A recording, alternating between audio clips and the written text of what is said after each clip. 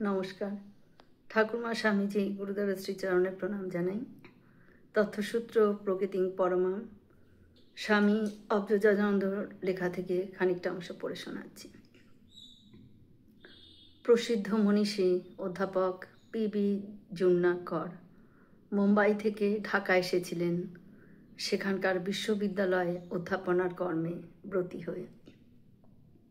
তিনি মাঝে মাঝেই এক অপরিচিতা মাতৃমূর্তির সাক্ষাৎকার পেতেন স্বপ্নকালে। জানতেন না ওই স্বপ্নচারিণী কে, বুঝতেও পারতেন না ওই মাতৃরূপধারিণী কে। অধ্যাপক জুন্নাকর একদিন ঢাকা রামকৃষ্ণ মঠে আগমন করলেন। মঠের মন্দিরে স্থাপিত বেদিতে শ্রী শ্রী মা সারদা দেবীর প্রতিমূর্তিকে দেখে দর্শন করেই চমকিয়ে উঠলেন। তার এতদিনের ঘোর এই বুঝি কাটল এক পলকেই।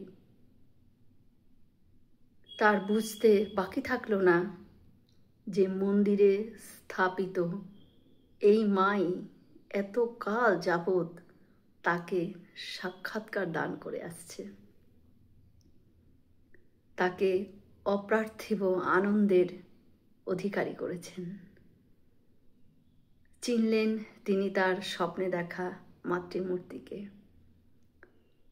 ঘটনাটি কিন্তু শ্রী শ্রী মা সারদা দেবীর স্থূল অপ্রকট হবার অনেক পরের ঘটনা। ঠাকুর বলছেন, শেষ জন্মের লক্ষণ সম্বন্ধে শেষ জন্মে সত্যগুণ থাকে। ভগবানে মন হয়, তার জন্য মন ব্যাকুল হয়। নানা বিষয়ে কর্ম থেকে মন সরে যায়। শুভবুদ্ধি না হলে ঈশ্বরকে জানতে ইচ্ছে করে না। শেষ জন্ম বা অনেক তপস্যা না করলে উদার বা সরল হওয়া যায় না। ভগবানের কথায় যার গা রোমাঞ্চ হয়ে ওঠে, যার চোখ দিয়ে জল পড়ে, সেটি তার শেষ জন্ম বুঝে নিতে হবে। জয় শ্রী রামকৃষ্ণ। আমরা সকলে মিলে একসাথে বলি, জয় মহামায় কি জয়, জয় ভগবান শ্রী শ্রী রামকৃষ্ণ দেব কি জয়, জয় স্বামীজি মহারাজজি কি জয়। হয়তো অনেক ভুল ত্রুটি হয়ে গেল, ঠাকুর যেন আমায় ক্ষমা করে দেন। সকলে সুস্থ থাকবেন, আনন্দে থাকবেন। ঠাকুর মায়ের কৃপা দৃষ্টি সকলের উপর বর্ষিত হোক। শুভরাত্রি।